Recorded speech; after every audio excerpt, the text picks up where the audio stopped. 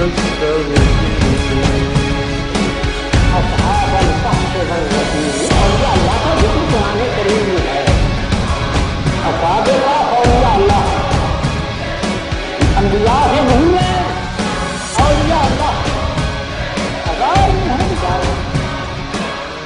اللہ تعالیٰ فرماتا ہے فَانُوا مِنْ آیَاتِنَا عَجَبًا, اور ہماری عجیب نشانیاں. لیکن دین کی ذمہ داری صرف علماء پر بھی نہیں بلکہ ہر اس شخص پر جو پڑھتا ہے لا الہ الا اللہ محمد رسول اللہ صلی اللہ تعالی علیہ وسلم.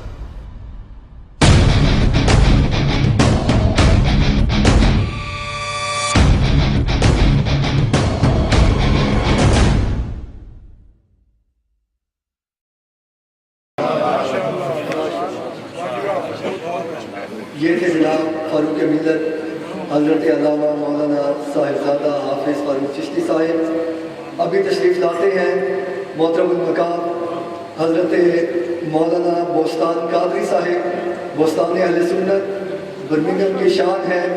جب چاند دیکھنا ہو تو سب کی نظریں ان کی طرف ہوتی ہیں, ان کی اہمیت. تشریف لاتے ہیں اور اسٹوک اینڈ ٹرینڈ سے تشریف لائے جامع مسجد غوثیہ کاکریج کے امام و خطیب مولانا حافظ عبدالقادر ہاشمی صاحب, مولانا حافظ احمد رضا صاحب. دل کی عطا کے رحیم سے خوش آمدید کہتے ہیں. چودھری عظیم صاحب نائب حسین مغل صاحب بھی تشریف لائے. اللہ رب العزت برکتیں عطا فرمائے. نحمد صلی اللہ علیہ کریم اما بعد اعوذ باللہ من الشیطان الرجیم بسم اللہ الرحمن الرحیم واعتصموا بحبل اللہ. صدر عظیم کار معزز علماء کرام سامعین محترم السلام علیکم. ابتدائی مختصر سے وقت میں تو نہ ہی حافظ فاروق چشتی طرح خوش امان مقرر ہوں کہ کیف و سرور کی باتوں سے آپ کو بتا سکوں, نہ ہی محقق ہوں علامہ مفتی عبدالرسول صاحب کی طرح کہ کسی مسئلے میں تحقیقی گفتگو کر سکوں. الغرض آج کی اس تقریب سعید میں مجھے آنے کا یہ جو شرف حاصل ہوا ہے, باوجہ حال میرا آنا انتہائی بہت مشکل تھا, محال تھا. الحمدللہ اللہ تعالیٰ نے توفیق بخشی, صحت کے ساتھ تھا, حاضر ہوا. اولاً میں صاحبزادہ پیر زین العابدین صدیقی صاحب کو خراج تحسین پیش کرتا ہوں جنہوں نے آپ سب کو علماء کرام کو یہاں میں بیٹھنے کا ایک موقع بخشا ہے. میں مناظر اعظم رحمۃ اللہ تعالیٰ حضرت مولانا علامہ پیر محمد عبدالوہاب صدیقی کی روح کو سال کے ثواب پر درجات بلندی کے لیے دعا کرتا ہوں کہ اللہ تعالیٰ ان کے درجات بلند فرمائے. جو انہوں نے صدقہ جاریہ کیا اللہ تعالیٰ اس کو مزید وسعت عطا فرمائے. سامعین محترم, حضرت مناظر اعظم رحمۃ اللہ کے ساتھ کم و بیش مجھے 10-15 سال تک وقت گزارنے کو بھی موقع ملا, اور بہت ساری ایسی باتیں میرے پاس موجود ہیں جو وقت اجازت نہیں دے رہا. صرف میں اتنی آخری بات یاد کروں گا, مولانا عبدالوہاب صدیقی صاحب کے ساتھ مجھے کم و بیش 40 برس تک کام کرنے کا موقع ملا, اور بڑا قریب تھے. موقع یہ بچے سے مدرسے تک نہیں بلکہ پوری دنیا برطانیہ اور یورپ تک مجھے جانے کا ان کے ساتھ اسپاٹ ہوا. یہ حضرات صاحبزادگان کرام کے ساتھ موجود رہے. الحمدللہ کہ میرے سامنے وہ پورا منزل ہے کہ حضرت پیر محمد عبدالوہاب صدیقی کے اندر وہ جوہر تھے, اور اس زمانے بڑے تھوڑے چند حضرات علماء کرام موجود تھے, لیکن اس وقت پوری دنیا برطانیہ جو تھی یہ دوسروں کے قبضے میں تھی. یہ خود یہ مسجد جہاں آپ بیٹھے ہیں یہ بڑی تاریخی اہمیت کی عمل ہے.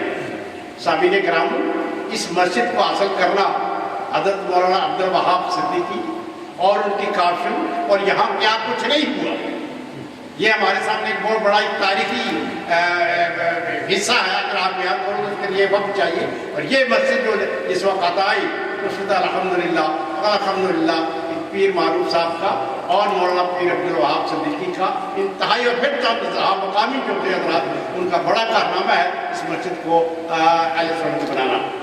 اس سے آگے بھی چل کر کرنا چاہتا ہوں کہ آپ نے तारीख के बहुत सारे मनाजर देखे हैं। 1984 और 85 में 25,000 के बड़े दो जुलूस जो 2 साल में बराबर निकलते रहे, जो मिलाद नबी सल्लल्लाहु अलैहि वसल्लम के लंदन हाई पार्क से निकले रहे। ये एक तारीख का हिस्सा है। और फिर इसके बाद रुश्ती की तारीख में और बाबरी मस्जिद की तारीख में जो किरदार था वो सबसे किसी ढका छुपा नहीं है। इनको आम लोगों के सामने, नौजवानों के सामने आना इंतहाई ज़रूरी है। और फिर इसके बाद याद करो मौलाना अब्दुल वहाब सिद्दीकी रहमतुल्लाह ताला की शख्सियत इल्मी लिहाज से, इंतजामी लिहाज से, जुर्रत और बहादुरी के लिहाज से मिसाल नहीं मिलती। और फिर उनकी अपनी कारकर्दगी जो थी, उलमा, मशाइख, आमदुन्नास के साथ एक खूबसूरत गुलदस्ता पेश किया जा सकता है। तो मैं सिर्फ इतनी याद कर देना चाहता हूँ कि उस ज़माने में जितना भी हज़रत साहब ने काम किया वो हमारा एक असासा है, और उसको जिंदा रखने के लिए और जिस कदर उन्होंने तंजीमी काम किए उस ज़माने में, जमीयत उलमाए पाकिस्तान जा रही थी, वर्ल्ड इस्लामिक मिशन जा रहा था, और उन्हीं दिनों में कर्ज़ ईमान पर पाबंदी लगाई गई। और आप ये यकीन जाने कि उस वक्त शाह फहाद ने आदिल साहब को वहाँ बुलाया, बाकायदा डिबेट हुआ, मुज़ाकरात हुए, और उसमें उन्होंने पाबंदी खत्म की। तो बहुत सारे ऐसे वाक़यात हैं जो एक तारीख का हिस्सा है। और मुझे ये इस बात की बड़ा अफसोस है, मैं कल भी सरदादा जैन साहब से गुजारिश कर रहा था, अफसोस भी कर रहा था कि हाल तक हज़रत साहब की ज़िंदगी पर कोई किताब नहीं आई। और इतने वाक़यात होने के बावजूद था कि नई नस्ल के सामने वो वाक़यात आ सके। देखिए क्या हुआ उस ज़माने में, क्या था और किस किस्म के वाक़यात पेश आए और तबलीग में कितनी मुश्किलात थी।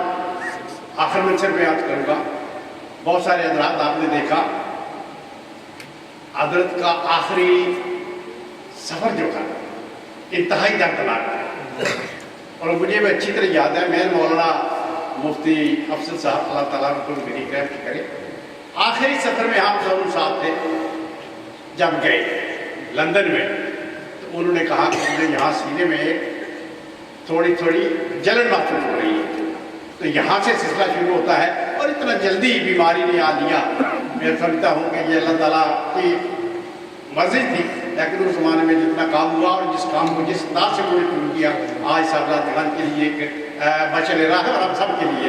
तो वक्त की किले पेश नज़र फिर मैं इतना आज गुजारूँगा हज़रत साहबजादा साहब से मेरा खसूस कि उनकी ज़िंदगी के मोटे मोटे कम अज़ कम वो वाक़यात किताबों जो में आ रहे हैं वो तो ठीक है, लेकिन जो बरतानवी सतह पर काम हुए हैं या रिकॉर्ड मौजूद है वो मेरे पास इंशाअल्लाह ताला उनकी पूरी ज़िंदगी के वाक़यात मौजूद हैं।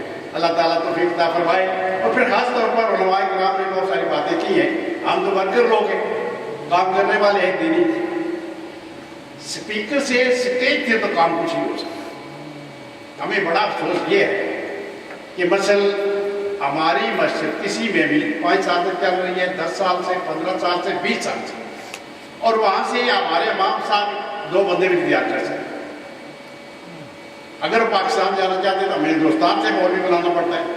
तो इसलिए मैं गुजारिश करूँगा आइमा हज़रात से गुजारिश करें, 2-4 बच्चे, 2-4 हाजी, 2-4 नौजवान साथ रख कभी तो 2-2, 4-4 बंदे तो तैयार कर सकते हैं। हम ये चाहते हैं कि 10 लाख की बिल्डिंग खरीदी जाए और फिर वहाँ मदरसा बनाया जाए और फिर वहाँ से बच्चे अब तैयार करें।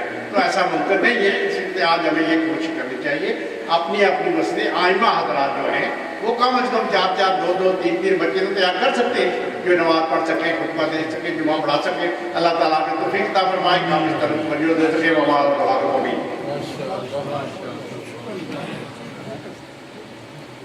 सुभान